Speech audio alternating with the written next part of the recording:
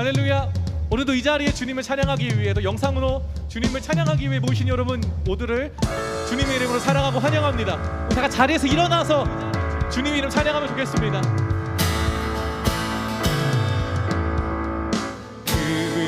엘리야 때처럼 주 말씀이 선포되고, 또 주의 종 모세의 때와 같이 언약이 성취되네.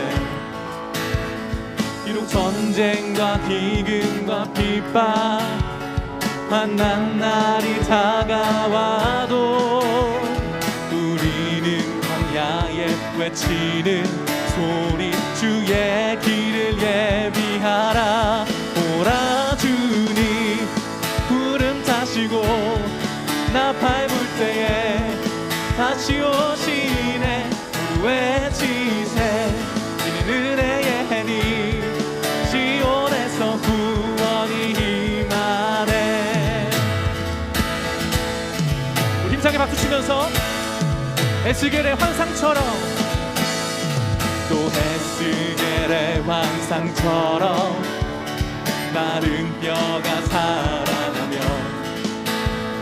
또 주의 종 다윗의 때와 같이 예배가 회복되네. 주수할 때가 이르러 들판은 기어졌네. 우리는 주수할 일꾼 되어 주 말씀을 선포하리. 오라 주님 구름 타시고 나 밟을 때에 다시 오시네. 모두 외치세 은혜의 해니, 시온에서 구원이 임하네. 오라 주님 구름 타시고 나 밟을 때에 다시 오시네. 모두 외치세 은혜의 해니, 시온에서. 한 번 더 고백합니다. 지금은 엘리야 때처럼, 지금은 엘리야 때처럼 주 말씀이 선포됩니다. 선포되고, 또 주의 종 모세의 때와 같이 언약이 성취되네.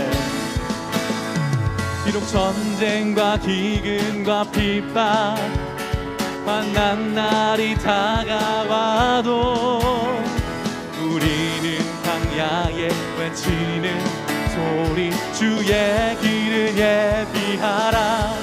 오라 주님 구름 타시고 나 밟을 때에 다시 오시네. 모두 외치세 은혜의 해니, 시온에서 구원이. 한 번 더. 오라 주님 구름 타시고 나 밟을 때에 다시 오시네. 모두 외치세 은혜의 해니, 시온에서 구원이 임하네. 비록 전쟁과 기근과 핍박 환난 날이 다가와도, 비록 전쟁과 기근과 핍박 환난 날이 다가와도, 비록 전쟁과 기근과 핍박 환난 날이 다가와도, 비록 전쟁과 기근과 핍박 환난 날이 다가와도, 우리는 광야에 외치는 소리, 주의 길을 예비하라. 오라 주님 구름 타시고 나 밟을 때에 다시 오시네. 모두 외치세 은혜의 해니, 시온에서 마지막으로 한 번 더 고백합니다. 오라 주님 구름 타시고 나 밟을 때에 다시 오시네. 모두 외치세 은혜의 해니, 시온에서 구원이 임하네.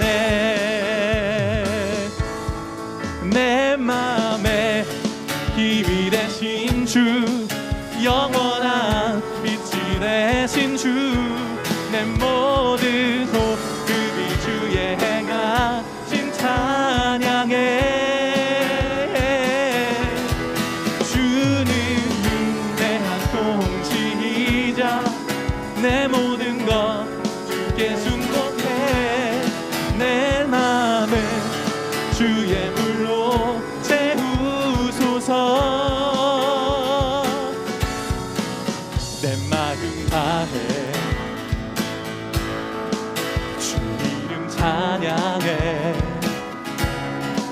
주 사랑 기뻐 말보다 못하네. 주 앞서가며 길을 만드시네. 오직 내 갈망 영원히 주 찬양. 내 맘에 힘이 되신 주 영원한 빛이 되신 주 내 모든 호흡이 주의 행하심 찬양해. 주는 위대한 통치이자 내 모든 것 주께 순복해. 내 삶을 주의 불로 채우소서. 내 맘에 힘이 되신 주 영원한 빛이 되신 주 내 모든 호흡이 주의 행하심 찬양해. 주는 위대한 통치이자 내 모든 것 주께 순복해. 내 삶을 주의 불로 채우소서. 힘차게 고백합니다. 내 맘에 힘이 되신 주 영원한 빛이 되신 주 내 모든 호흡이 주의 행하심 찬양해. 주는 위대한 통치이자 내 모든 것 주께 순복해. 내 삶을 주의 불로 채우소서. 우리 길을 인도하시고 우리 삶을 불로 채우시는 주님께 영광의 박수 올려드립시다. 할렐루야. 아멘. 아멘. 할렐루야. 예배에 나온 더사랑의 교회 모든 중등부 친구들을 환영하고 축복합니다. 우리가 교회에 오면은 샬롬, 샬롬이라고 인사를 정말 많이 합니다. 이 샬롬은 유대인들이 사용하는 인사말이에요. 우리나라에도 사람들이 만나면은 뭐라고 인사하죠? 안녕, 안녕하세요 라고 인사하듯이 유대인들은 샬롬이라고 인사를 합니다. 그럼 이 샬롬의 뜻이 무엇인지 알고 있나요? 바로 샬롬은 히브리어로 평화, 평강, 온전함, 또 완전함의 의미를 갖고 있습니다. 그래서 샬롬이라고 인사하는 것은 당신이 평화롭길 바랍니다. 평안하세요. 이 의미를 담고 있는 것이죠. 이게 우리나라 인사말인 안녕하세요 라는 말과 같아요.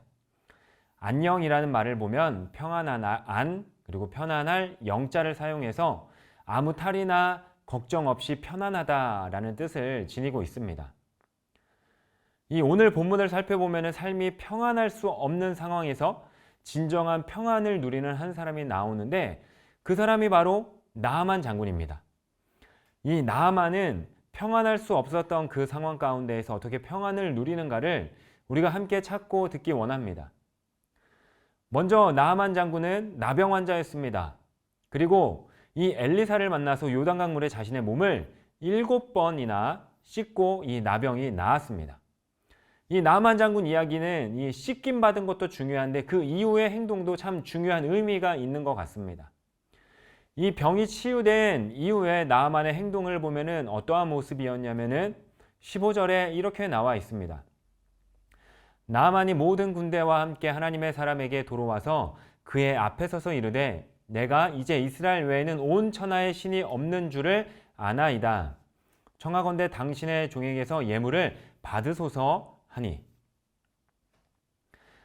이 나아만 장군은 자신의 나병이 치유된 사건을 통해서 오직 하나님만이 유일한 신임을 깨닫습니다.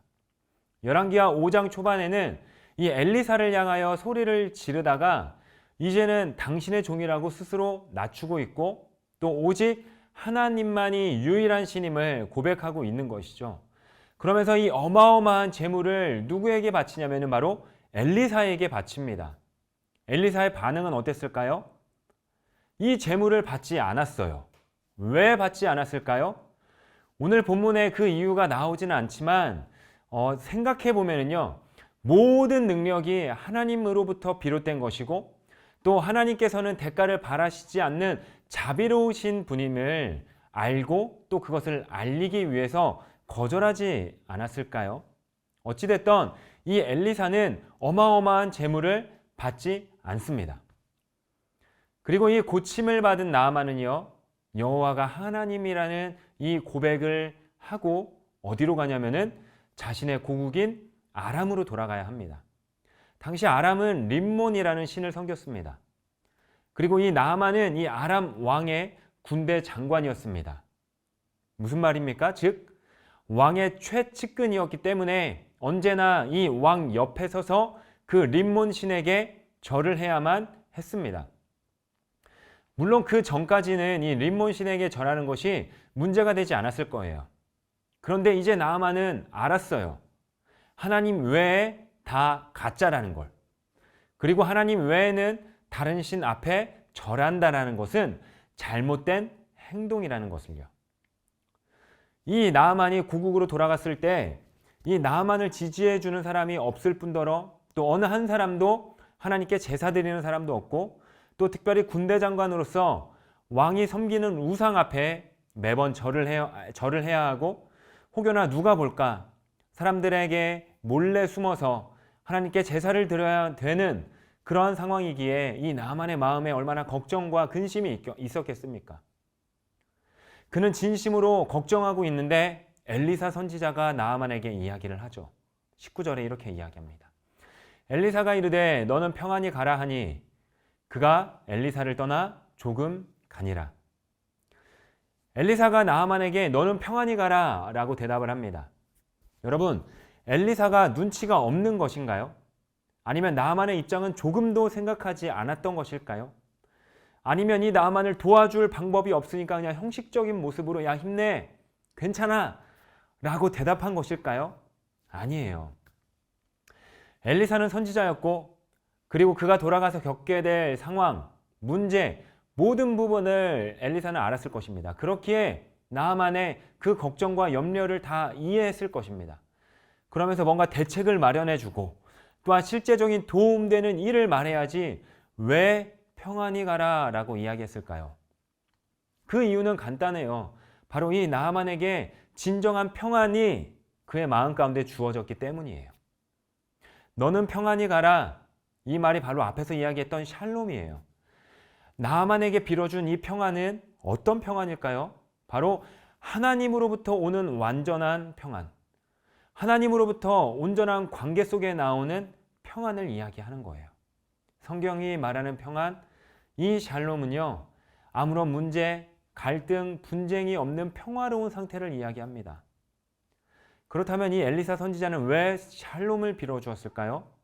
그에게 있었던 분쟁, 갈등, 이러한 것들이 전부 해결되었기 때문입니다.